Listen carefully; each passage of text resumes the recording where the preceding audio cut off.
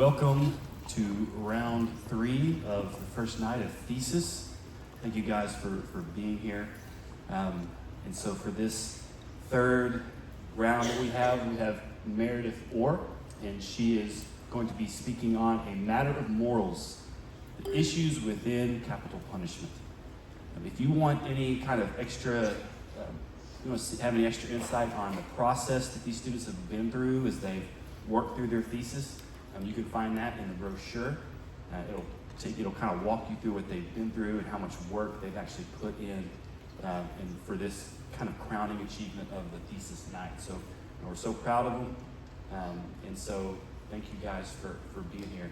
And so tonight, Jana Horn is going to pray. She was Meredith's mentor, and we'll let her do that right now, and then we'll get started. That's right. Dear Heavenly Father, I just come to you now and I just thank you. I thank you for the beautiful ways that you have gifted and made Meredith. I thank you for just her love for others. It is just genuine and pure. I thank you for the amazing amount of work she has put into her thesis and for the courage to tackle it. And Lord, I just ask right now that you would just wrap your loving arms around her, that you would give her strength and a peace that surpasses all understanding. Lord, I just pray blessings and blessings upon this fierce, beautiful soul. We love you. In Jesus' name, amen.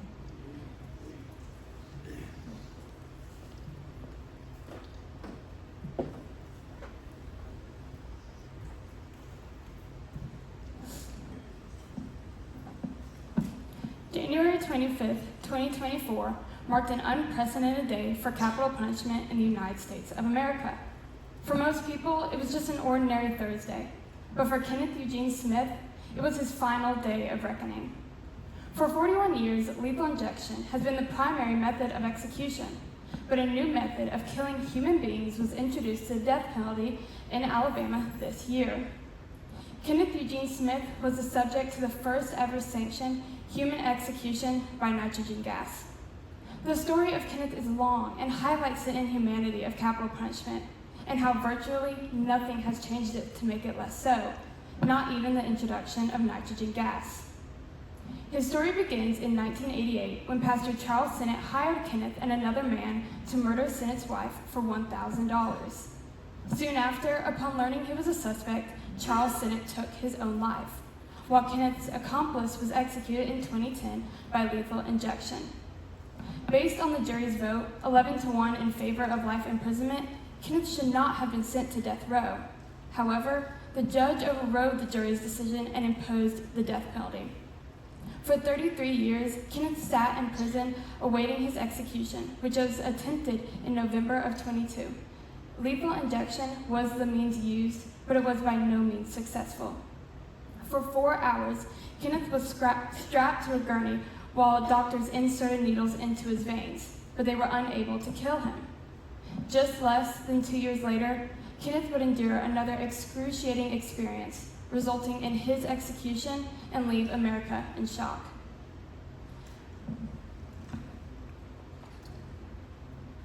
Kenneth was chosen as the guinea pig for this untested method of killing. State attorneys promised courts that this new method would cause, quote, unconsciousness in seconds, end quote. But that is quite the opposite of what happened.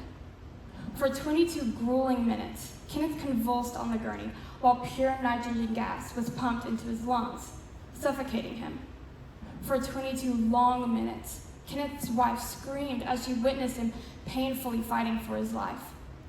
Jeff Hood, a longtime death row minister, also a witness, called it the worst thing he'd ever seen, claiming even prison officials were visibly surprised at how bad things went. Kenneth's final words drive home the truth about capital punishment, quote, Alabama caused humanity to take a step backward, end quote. Because capital punishment is not an everyday event, society often forgets that it is still carried out. However, Kenneth's story is a reminder that it still exists and is brutally administered. If we believe that every life has value and that each of us is precious in God's sight, we should not allow this brutal practice to continue. Capital punishment is grossly inhumane. It has proven not to deter brutal crimes and is administered arbitrarily against criminals in our society. At its core, capital punishment is a moral issue, and it must be abolished. The inhumanity of capital punishment is painfully clear. Writer and poet Clint Smith once wrote, quote, "The death penalty not only takes the life of those persons strapped to the table, it takes away a little bit of the humanity in each of us," end quote. History proves that executions brutalize everyone involved in the process. Not only the criminal's life, but also the workers who have to help in the criminal's life, the family of the victim, and the family of the accused. Not just because of the death that occurs, but the trauma that results from the long, drawn-out process. Ohioans to Stop Executions, the only single-issue death penalty repeal organization in Ohio, writes that, quote, "People on death row serve an average of 17 years and 2 months. This long process is traumatizing for victims, families, both because of the added time and stress that accompany capital cases and the high-profile nature of these cases," end quote. This agonizing and lengthy process holds out the false promises of healing through an execution for the victim's family. In the absence of capital punishment trial, the healing process could begin sooner, allowing families to grieve in private rather than in the public eye. It is a widely held belief that closure for victims' family comes when the murderer is executed. That does not appear to be the case. The Death Penalty Information Center states, quote, "Tragically, every capital murder case involves at least one deceased victim. Victims' families hold out supporting the death penalty as the primary reason for retribution for victims and closure.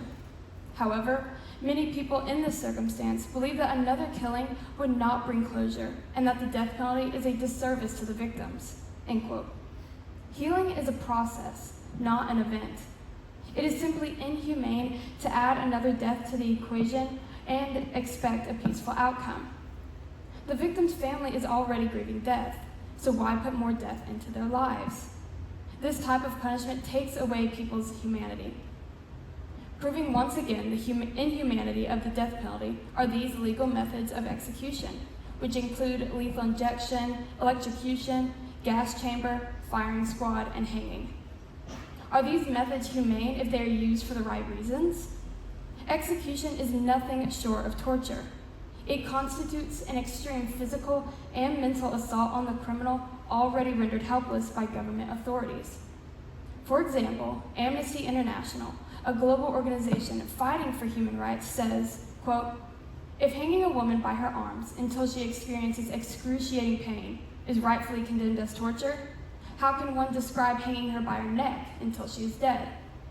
If administering 100 volts of electricity to the most sensitive parts of a man's body evokes disgust, what is the appropriate reaction to the administration of 2,000 volts to his body in order to kill him? If a pistol held to a head or a lethal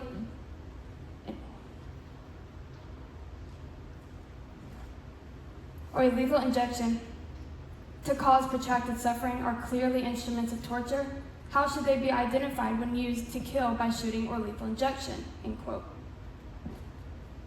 Capital punishment tries to turn these methods of torture into justifiable ways to create a safer society. In the end, it is simply using violence to fight violence. Coretta Scott King, American activist, civil rights leader, and wife to Martin Luther King Jr., once said, quote, "As one whose husband and mother-in-law have died the victims of murder and assassination, I stand firmly and unequivocally opposed to the death penalty for those convicted of capital offenses. An evil deed is not redeemed by an evil deed of retaliation," end quote. While capital punishment is still practiced, human rights will be violated. It is cruel and takes away society's humanity. Another reason capital punishment is still implemented today is because it is believed to be a deterrent for future criminals. The definition of deterrent is, quote, "serving to discourage, prevent, or inhibit," end quote. Evidence gathered from around the world shows that the death penalty does not support this belief. Michael Radelet and Tracy Ladcock wrote in the latest issue of the Journal of Criminal Law and Criminology, quote, "A majority of respondents also expressed the opinion that death penalty states don't have lower homicide rates than states where capital punishment has been abolished. the authors point to empirical evidence that backs this up. In 2007, murder rates in states that still had the death penalty exceeded those in states that have abolished it by no less than 42%, end quote. Killing only serves to endorse the use of force and continue the cycle of violence. The world is not a safer place to live in areas handing down death penalties. The deterrent argument must be silenced. Killing is killing. Endorsing its use as punishment sends a strong message that some lives have no value at all. According to Amnesty International, quote, in 2003 in Canada, 27 years after the country abolished the death penalty, the murder rate had fallen by 44% since 1975, when capital punishment was still enforced. Far from making society safer, the death penalty has been shown to have a brutalizing effect on society, end quote. Out of the 195 countries in the world, 112 exist without the use of capital punishment, proof that a civilized society can survive and thrive without the use of it.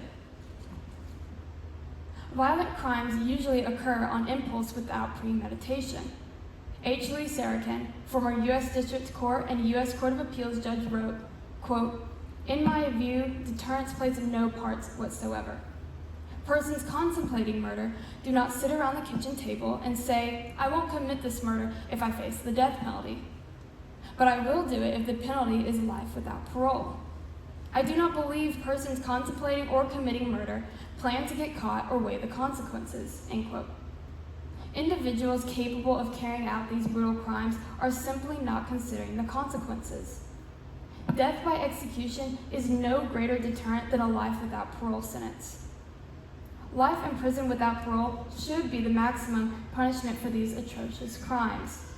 Taking another life is the maximum punishment for these atrocious. Taking another life is not the answer to the crime issue in our country.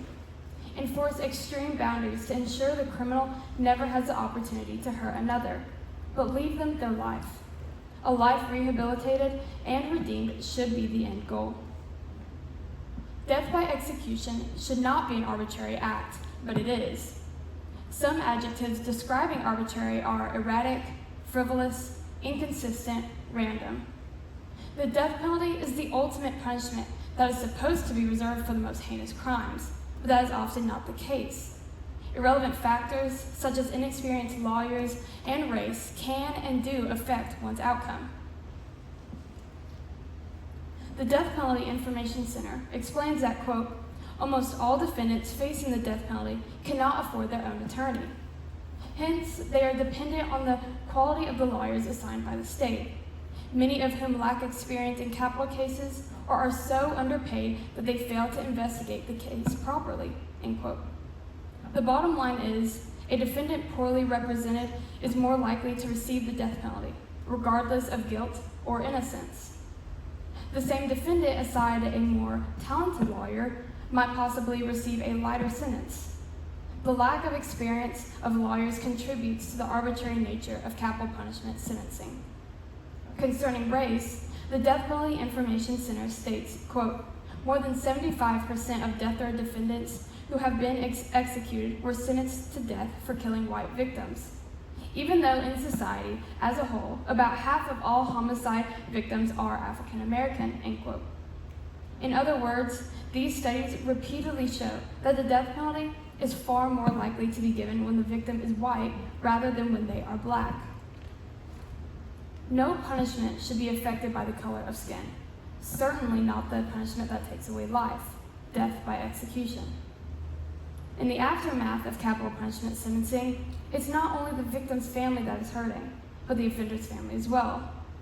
During the process of capital punishment, most people seem to only consider how the victim of the family is doing, but the offender has a family as well.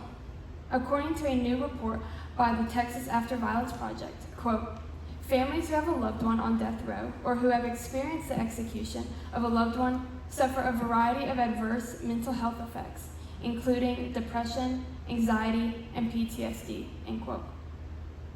Death row family members are faced with mental health problems and unique difficulties in seeking mental health care that addresses their situation. The Texas After Violence Project found evidence that death row families have difficulty obtaining mental health treatment because of the lack of understanding of their situations or relations with a death row prisoner. The death penalty has created a harmful outlook on these families solely because they are related to the criminal. This goes back to the first main point, which was capital punishment affects everyone in the process. What is believed to be the most crucial reason for ending capital punishment is how an innocent person could lose their life. The Death Penalty Information Center shows evidence, quote, since 1973, at least 195 people who have been wrongly convicted and sentenced to death in the U.S. have been exonerated, end quote. Human judgment is fallible, and there will always be the danger of an execution resulting in the killing of an innocent person. Society argues that killing an innocent rarely happens and is highly unlikely to happen today. But why take that chance? Former Florida Chief Justice General Kogan explains it by saying, quote, you know, it's one thing to convict somebody of a crime they didn't commit, put them in prison, lock the jail cell. Well, if you discover a mistake, well, at least you can open the door. You can let them out and say, we'll file a claim with the state legislator, and maybe we can compensate you for the mistake we made. But it doesn't work that way in a capital case. You don't dig up a coffin, open the lid, and tell the accused, oops, sorry, we made a mistake. Just go on home, go on about your business. It doesn't happen that way. And it's because of the finality of this particular punishment, more than any other, that causes judges to be extremely careful. 195 humans, 195 people with families, 195 people with either lives lost or wasted time in prison, all because the justice system made a mistake. J.R.R. Tolkien once said, quote, many that live deserve death, and some that die deserve life. Can you give it to them? Then do not be too eager to deal out death and judgment, for even the very wise cannot see all ends. End quote. Innocent mistakes are inevitable. Wrong convictions are inevitable. The outcome should not be the irrevocable loss of life. It is clear that innocent lives will be lost in the future.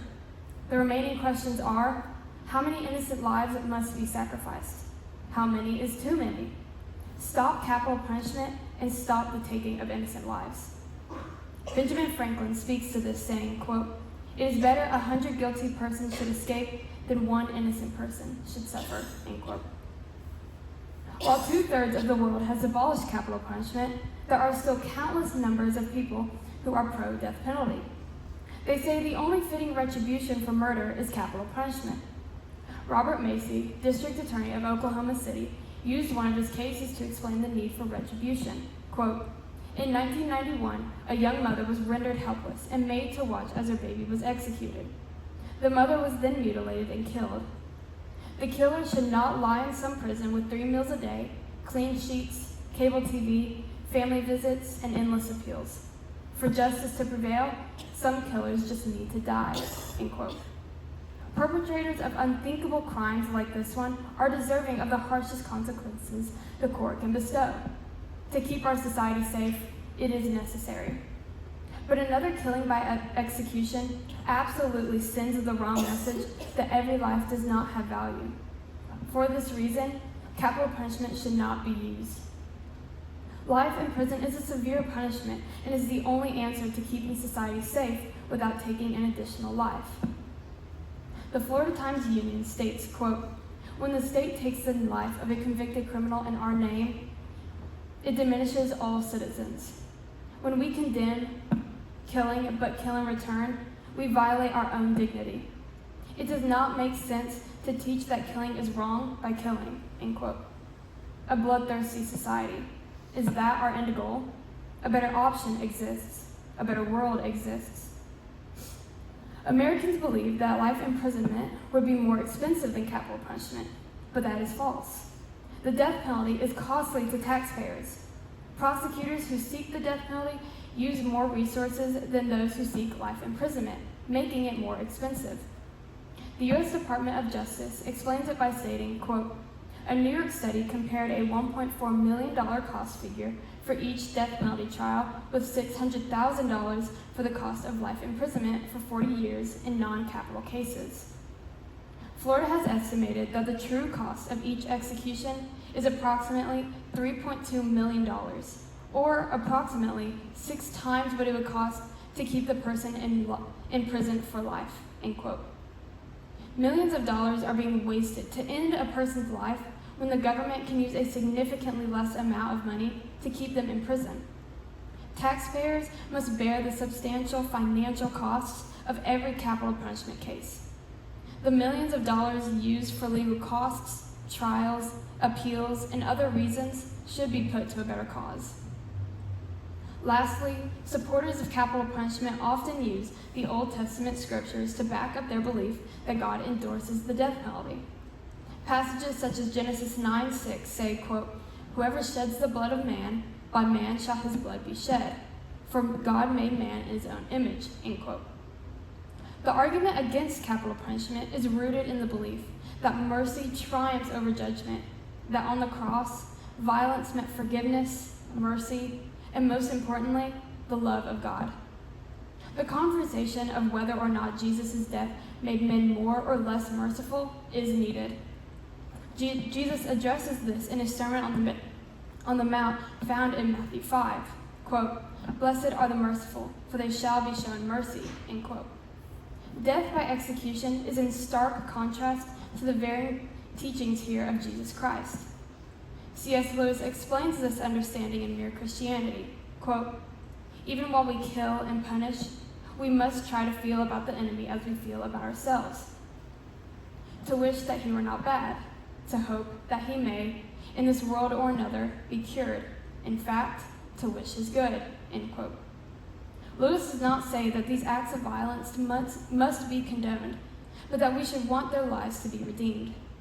The feeling of wanting justice will never be fulfilled, so that must be left to God. Only God can perfectly justify someone. A new way of responding to evil had come and was modeled by Jesus. John 8 tells a story of how a woman caught in the act of adultery, a crime punishable by death, was shown mercy by Jesus. Verses 3 through 5 say, quote, "The teachers of the law and the Pharisees brought in a woman caught in adultery. They made her stand before the group and said to Jesus, 'Teacher, this woman was caught in the act of adultery. The law of Moses commands us to stone such women. Now, what do you say?' These men were armed with stones, ready to kill her. But without hesitation, Jesus stooped down and delivered a mercy-packed message. Quote, 'Let any one of you who is without sin be the first to throw a stone at her,' end quote. Capital punishment undermines a central message of the cross: forgiveness for all, restoration for all, and redemption for all. Capital punishment denies the power of Jesus Christ to transform lives. The life of Apostle Paul in the Bible is another beautiful example of God's mercy and redemption.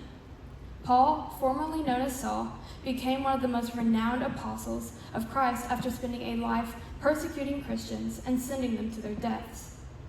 In Acts 7, the Sanhedrin was upset with a Christian man, Stephen. As they started to stone him, Saul, in Acts 8, verse 1, quote, "approved of his execution," end quote. God's people mourned Stephen, but Saul did not. Acts 8, verse 3 says, quote, "But Saul was ravaging the church and entering house after house, and he dragged off men and women and committed them to prison," end quote. Saul did everything in his power to end Christianity by ending the lives of Christians.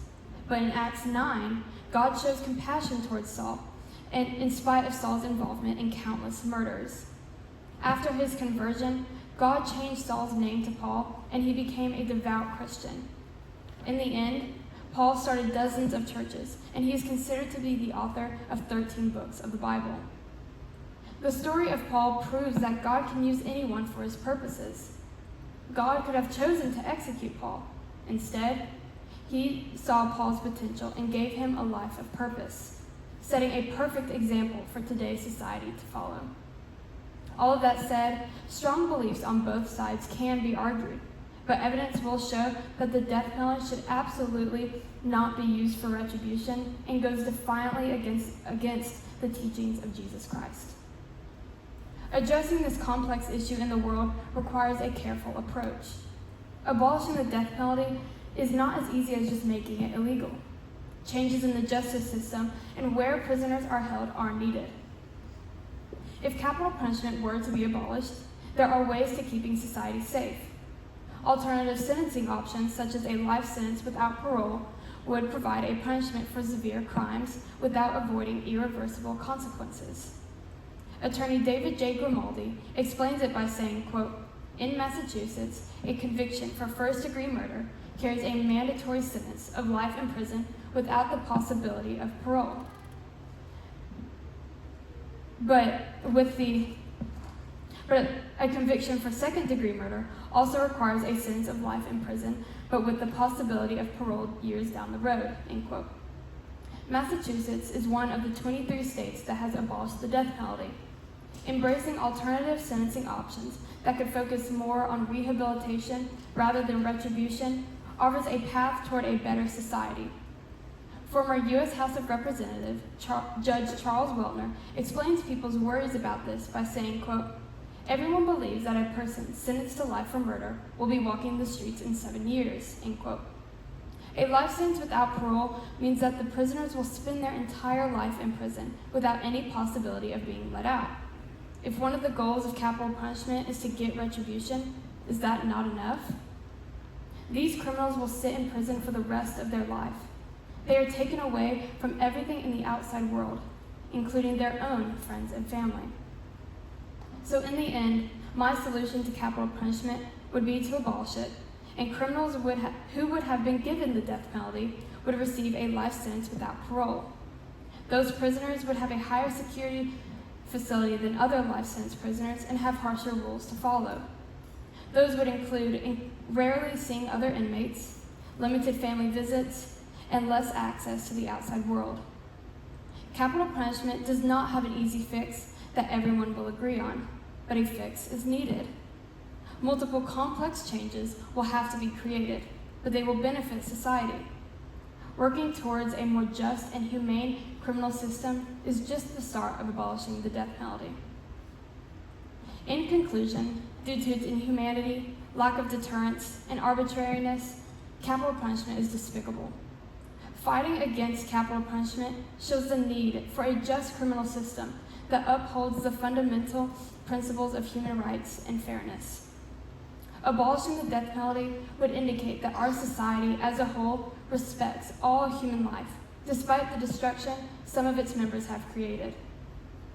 As the world continues to change, it is crucial to reconsider the death penalty by acknowledging its flaws and embracing a more compassionate and impartial approach to punishment.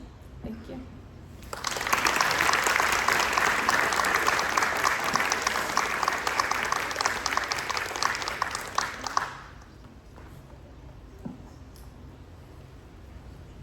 Great job, Meredith.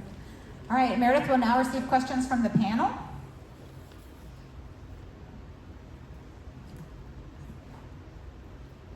Would you be for capital punishment if there was a for sure painless method of execution? I would still be against it. I have heard this question before, and I don't think there would ever be able to be a painless execution. So yeah, a simple answer would be no. I would still be against it. Because it's still, although it is one of the main arguments that capital punishment is inhumane, there are still many other arguments that are still very strong for it.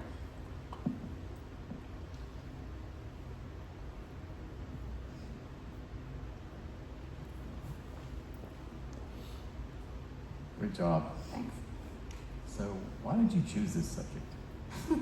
A lot of people ask me this question, and I honestly can't even remember when I picked this topic. I've known for years that I've always wanted to do it, and I'd never realized how passionate I was about it until I finally started researching it. And when I first heard about it, I kind of assumed everybody was against capital punishment. I thought that was just a known thing, but after hearing everyone's opinion, I realized that I'm very much against it, but most people are for it. So for that answer, I don't even know when I picked it, but I'm just very passionate about it. You can tell you were passionate and very compassionate too. Good job. Thank you. Really good job, Meredith.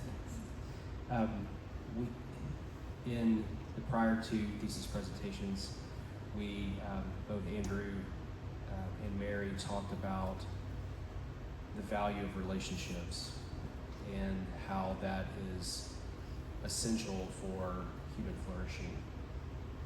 Couldn't someone say that if you put a prisoner in prison with these massive restrictions and you deny all the relationships that are around them and they have very limited human contact, couldn't you say that's also inhumane?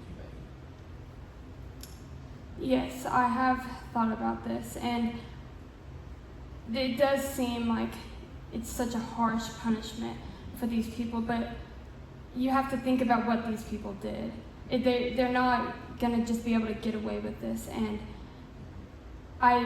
for me personally, taking their life is way too far, but we cannot let these people just be around other people because they are able to hurt people in prison, and so they must be taken away from those other people in society because we don't want them to be hurting other people, but we also don't want them to have to lose their life. Hopefully that answers. Yeah. How do you think the death penalty in a society sets a society back? How is it harming a society to have a death penalty? I think just like how I said in my paper, I think it really should make us think about our values and how we view humanity. We should never be looking at a person hoping that they should be dead. I don't think that should ever be okay. And just seeing that is what people want, it really makes you think about society's humanity and what else are they willing to think about and say and do to certain people. Bear with me for a second on this question because I'm not sure I know how to ask it. Okay. Think about, in the Old Testament when it talks about an eye for an eye and a tooth for a tooth. It would seem that, and even the scripture that you referenced in Genesis 9 about if somebody sheds someone's blood, that their blood should be shed.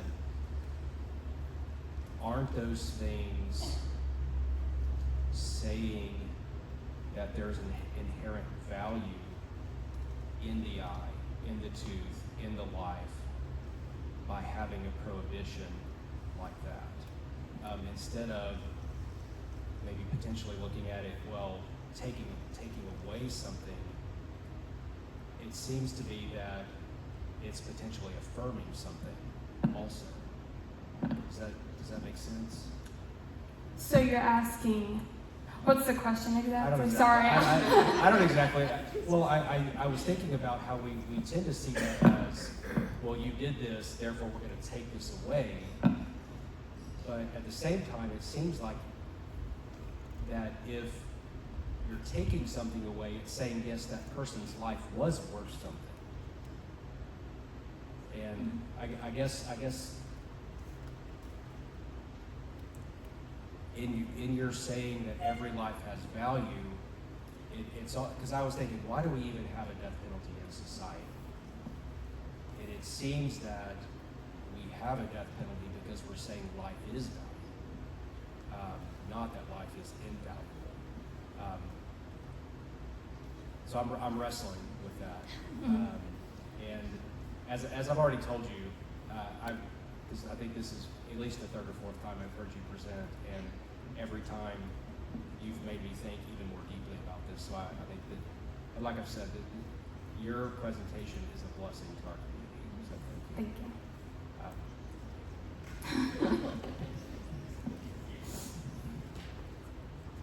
Great job, Mayor. Thanks. So what if the criminal on death row is someone like Hitler, who had inflicted the same degree of torture on millions of people?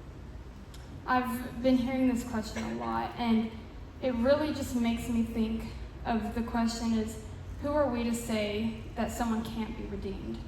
Really saying that this person has done these awful things and then ending their life is saying that it denies God and Jesus, saying that he is not able to redeem their life. And so that really just, it always brings me back to the Bible, that question. And it also really sparks another question in my mind about pro-life and all of that. Because most people will say they're pro-life, but then they're also pro-death penalty, which very much contradicts each other. And with that question, I just always think, what if a woman was pregnant and you knew that that baby was going to grow up to be Hitler or kill thousands of people? Would you then kill the baby before he was born? It just very much doesn't make sense in my mind. But yeah, so really, with that question, I just think when you say that, it's just saying that Jesus isn't able to redeem those people.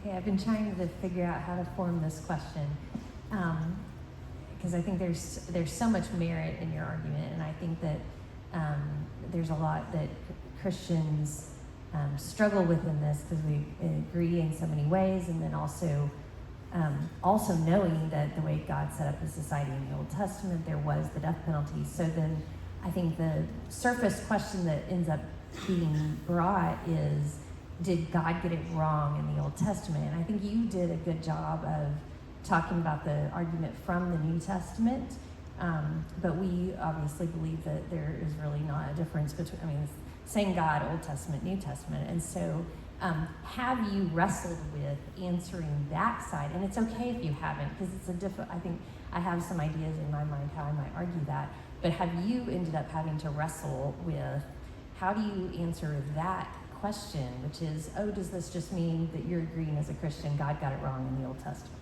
So you're asking, like the Old Testament scriptures, how have I reacted to those? It's definitely been hard because I read one thing and then I read another thing and it's made me think, I feel like these kind of contradict each other. I don't know exactly how to answer it. But I just always keep going back to like the stories of Jesus and all that he did, and he did not come here to give death, to hand out death to people. I don't think I could ever imagine Jesus ever doing that to somebody. And that is just what keeps going on in my mind. And I fully believe that Jesus would never enforce the death penalty on anybody, no matter what. And it also, like when reading the Bible, I personally have never found in there where it says we must kill people.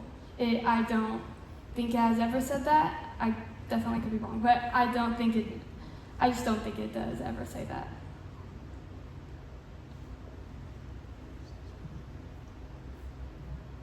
Nice, like some questions from the audience or panel. Brave sophomore in the back. First off, great job. Thanks. It was really good. So, on a global scale, can you list some big name countries that have abolished capital punishment? So in my big written paper, I do talk about other countries that have it. Some of the ones I'm pretty sure, I know Switzerland has abolished it. I don't know a ton of others. I know majority have abolished it, the majority of countries, but I don't, off the top of my head, I do not know every single one that does. Okay. And in the states that have abolished capital punishment, are there like political consistencies? Like, do they typically lean more left or more right? I personally haven't looked into that, so that is a great question. I personally haven't looked at anything political about it. I simply just looked at the research and the numbers and all of that.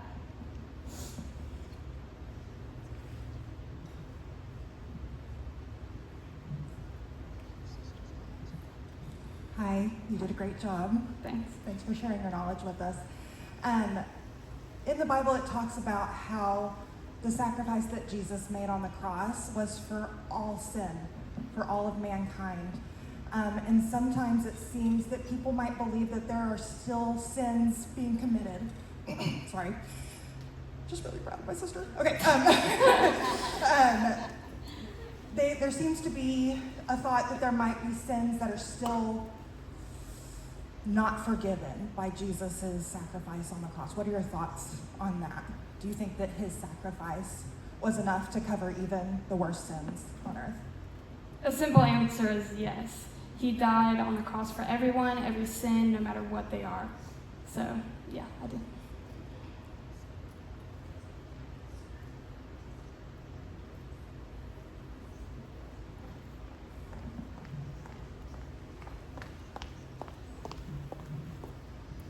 Great job, Meredith. Thank you. So I think a lot of people have lost their faith in the criminal justice system in America. And especially now, we have a lot of just kind of coming out of the last 4 years, just, defund the police. And, we have some immigration things going on. Just lots of crime is on the rise. I look at the Brian Kohlberger case. He murdered those 4 students in Idaho, college students. And as a mother, I'm thinking, I know what he deserves. He deserves death. He's evil. And so if you take away capital punishment, then do you ramp up the other punishments under that? Like for second-degree murder. I mean, you've already talked about for the most heinous crimes, they're going to get more privileges taken away. So I don't know, I'm just asking the question. Your thesis is very compelling. It's really making me think. I feel like there's a place for capital punishment just because biblically we've seen it. Are we doing it the right way? But my question to you is, if you take that off the table, then what does that do to the punishments under it? That's a great question. I do think so. I think because there are going to be people that if it were to be ever to be abolished, that those people would have a harsher sentence than other life in prison right now. And I do think, I would say that people who have a lighter sentence now, that it would be pushed up, like you said, because there is not that ultimate punishment of death anymore. I'm just thinking out loud. Thank Yeah. you, Meredith. Great job. Thank you.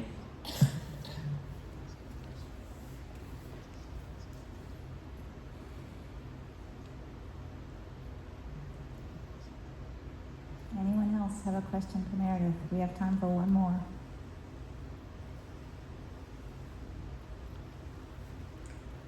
All right, Meredith, you did a fabulous job and you're done.